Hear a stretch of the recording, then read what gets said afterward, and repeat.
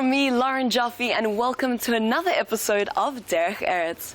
The topic of fertility sparks many emotions, conversations, and stories. First up, Rabbi Liebenberg tells us more about fertility, Tova Goldstein takes us through her surrogacy journey, and we learn all about the Malka Elephant. When we examine the lives of the patriarchs and the matriarchs in the book of Genesis, we notice a trend, a pattern, and that is that the matriarchs, by and large, were barren, were not able to have children. When we're introduced to Sarah, we're told that she is barren. Rebecca is not able to have children for many, many years.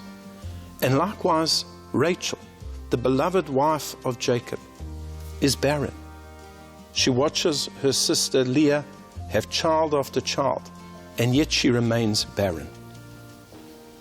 And our sages tell us something very interesting, that God made these great and holy women barren because He desires the prayers of the righteous. He wants them to pray to Him. Not that God has any needs, but He wants them to realize that they are dependent on Him. These were women who had everything. The husbands were powerful and wealthy and righteous. But there's one thing that their husbands could not give them, and that was a child.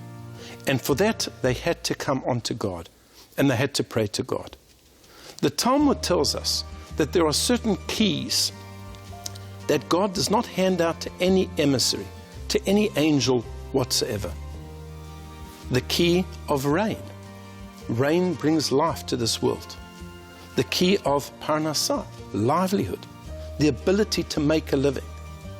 And the key of life, to produce life. This is not handed over on any permanent basis to any type of emissary on behalf of God. These are gifts of life, and only God can bestow life. And therefore, we have to appeal to Him. And the mothers, Sarah, Rebecca, Rachel, likewise we see in the book of Samuel, the mother of Samuel, Hannah, all of these righteous women had to pray to God to ask for a child. And so it was for centuries and millennia. When a couple was childless, they had no choice but to pour out their hearts before God. But in our generation, the situation has changed.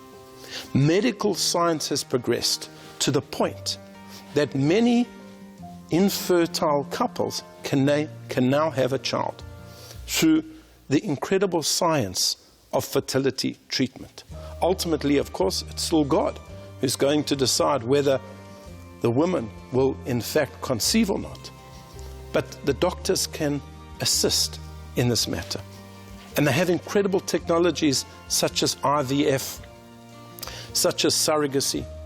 So for example, when a couple is having difficulty falling pregnant, they can extract the seed, the sperm from the husband, and extract an egg from the wife. They can then fertilize that egg outside of the body and then reintroduce it into the woman's womb, and she can become pregnant and have a child. They need that assistance. But what happens when you have a woman who has eggs, but she cannot carry a child? She's not able to actually carry the pregnancy. They are able to fertilize that ovum, that egg, outside of the body, and then to insert that fertilized egg into the womb of another woman who is not the biological mother, who did not in fact provide that egg. And that is a surrogate. That is surrogacy. Now, in Jewish law, all of these scenarios actually present quite a lot of complications. In the case of the surrogate, who exactly is the mother? Is it the woman who provided the egg, or is it the woman who is actually carrying the child? And an argument can be made for both opinions. Who exactly is the mother? Perhaps the mother is both. But be that as it may, when a person comes forward and says to a couple who is struggling to fall pregnant, I will be your surrogate, I will help you, I will carry your child, that is an incredible selfless act.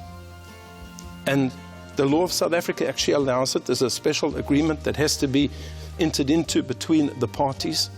But to do that is the most selfless thing. To allow yourself to be used, as it were, as an instrument by God to produce a child. And thereafter to take that child and to give it over to that couple. That is a completely selfless act. And one should certainly applaud women who are able to do that. Because in this way, they are working together with God to provide a family for a couple that under normal circumstances would not have a family.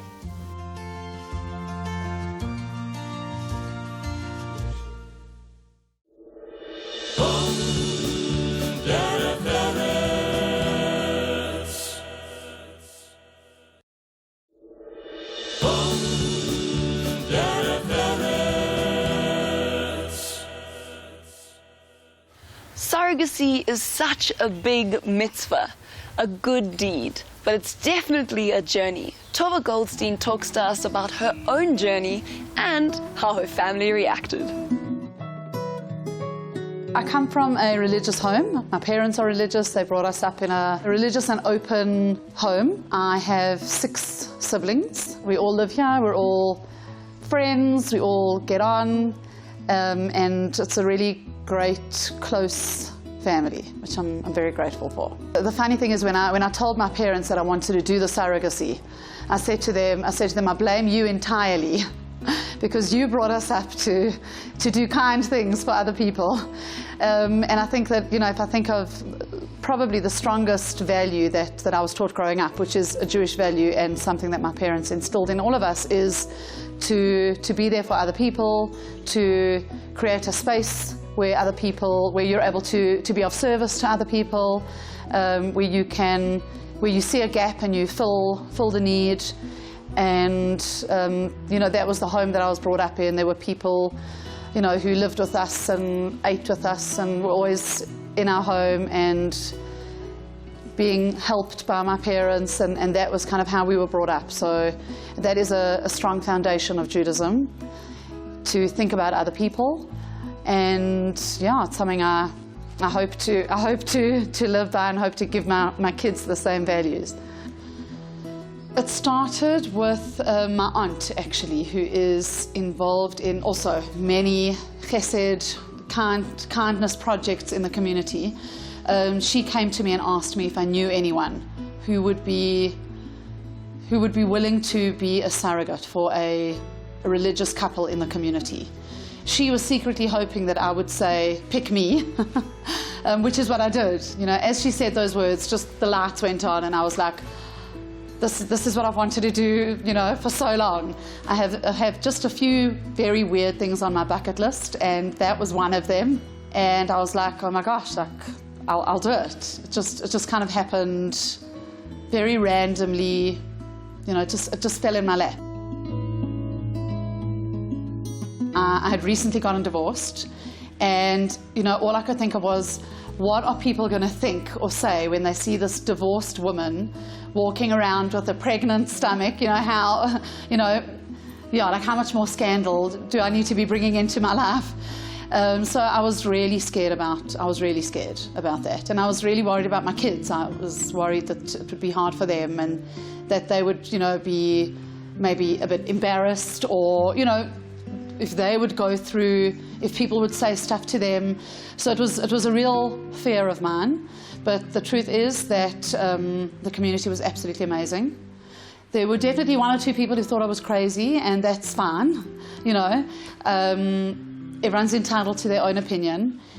And the general reaction to it was like, wow, like, thank you so much for doing this. So it was a lot better than I thought it would be, and there was incredible support. Well, at first I was fully against it. I told her no, but then we met with the doctor, and he basically showed us like all the medical stuff about it and everything like that, and he told us it's not dangerous, and kind of eased my conscience a little bit.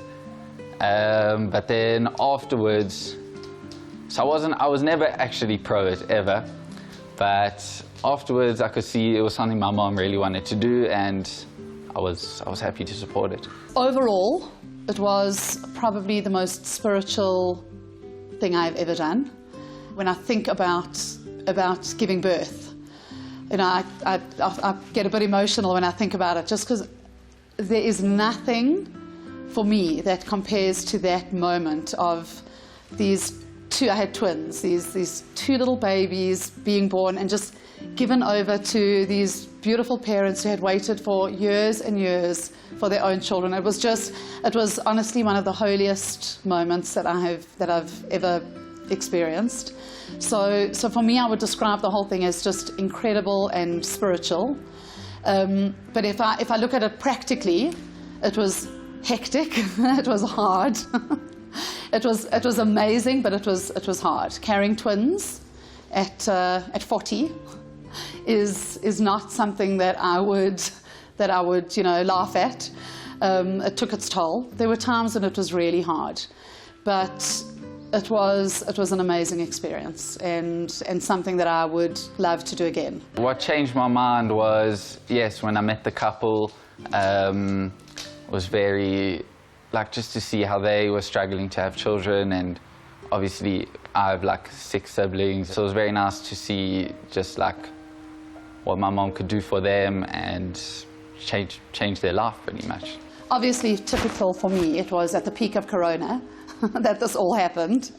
So even that was it was amazing, because I was working from home because I was considered high risk. So I was working from home, my kids were all at home, we weren't running around, we were literally in this little bubble where I could just sit and be pregnant and just be a mom to my kids, and it was just in this little, perfect little cocoon. And just the timing of it, even though it was hard, because it was Corona, it worked out so perfectly. So to make sure that it was as easy as possible, it was the little things, we had to help her tie her shoes, I don't know, just answering the bell, cleaning, doing random chores, cleaning the floors. It was during Corona as well, so we didn't have help or anything like that.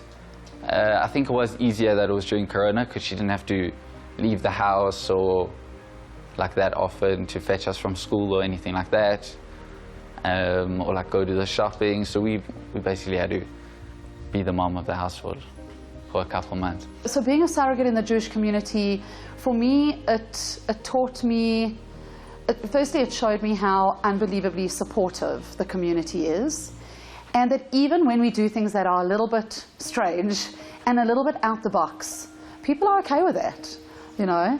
I mean, when I came home from hospital, I had meals for about 6 weeks. Now, I was fine, thank God. I wasn't looking after babies. All I had to do was recover from a Caesar.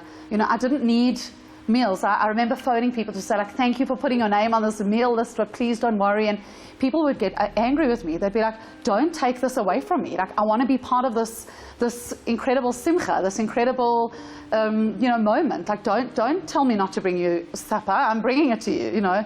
So people just, they wanted to be a part of it, because a lot of them, if they knew the couple, they knew what this meant. And I think for so many people in the community, infertility is a real thing, and they know the pain of infertility. So to see that there's always hope, and that we're all in this together, it was special. It blew me away how the community reacted, even after the fact. I think for me, what resonates with me is, and I think that what resonates with everybody is different. It's subjective, I remember saying to somebody, it's much easier for me to do surrogacy than to make a meal for someone, because that is something that I get really stressed over, so that's not my thing. But for other people, that is their thing. And for other people, it's making challah, and for other people, it's charity, and everyone has their thing. And I think that we need to find what speaks to us and go that route. We all have, and so many people say, I don't know how you did it. And the truth is, I don't know either. But for me, it was something that it was something within me that I felt I needed to do. I gave a talk a while back about it, and the title of my talk was that, there's this line that it takes a village to raise a child. But sometimes it takes a village to make a child. And let's be that village.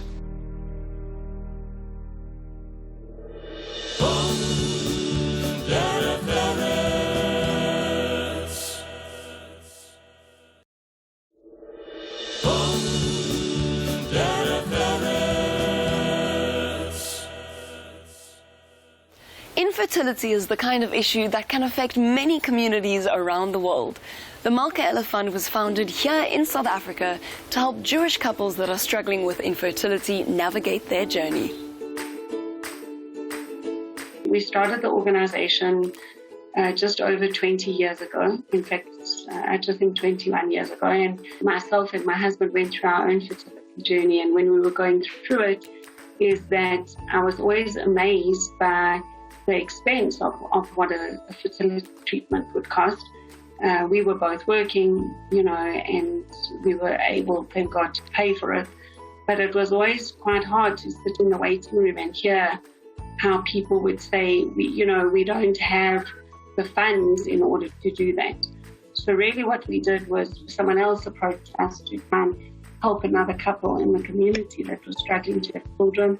And we did it with 3 phone calls. And then the other couple, Chantal and Stan Rubin, they called us and they said, well, what about starting an organization? And it was something that really fell into our lap, because I was always wondering, how do we pay it forward? How do we pay it forward? We have 5 children, and I feel really blessed that we have these children. So we started the funding like one couple at a time, if we had money, if the money came in. So today, Malka Ella has grown. It's almost like an osmosis type of process, rather organic growth. We have a really good online site where people can apply, and there people can apply for various things. They can either apply just for someone to check the embryos and stuff in the labs. They can apply for egg donation, called octate freezing. And then they can also apply for genetic testing. So there are 4 different types of applications that we can do. And then once that all gets put in place, Rabbi Fox himself gets to sign it off to make sure that this is a procedure that is according to Jewish law. Once all of that is in place, and we get the financial, feedback back, then we then be in contact with the couple and say, we will fund X and X amount for this particular procedure that you're applying. It doesn't translate, we fund one couple, then we get 1 baby. Or even sometimes someone will fall pregnant the first time, but they can have a miscarriage. I mean, it's complicated. Like, that's the reality. And there's no law blanket.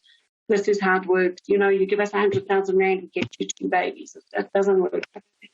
It's like, at the end of the day, God runs the show. He decides you can have really good, easy cases that require significant amounts of treatment, and then you have these difficult cases when someone falls pregnant spontaneously. We just do what we can and try to make the journey a little easier. And we don't fund ever 100% of the treatment. I think this is also important. It's really important for the couple to own some of the treatment themselves. Because if they don't, it's just that it's kind of like, someone else is owning this. Rabbi Fox heads up an organization that sits under Malka Ella, called Shifra. And the mashkicha is a woman who's trained specifically in infertility procedures.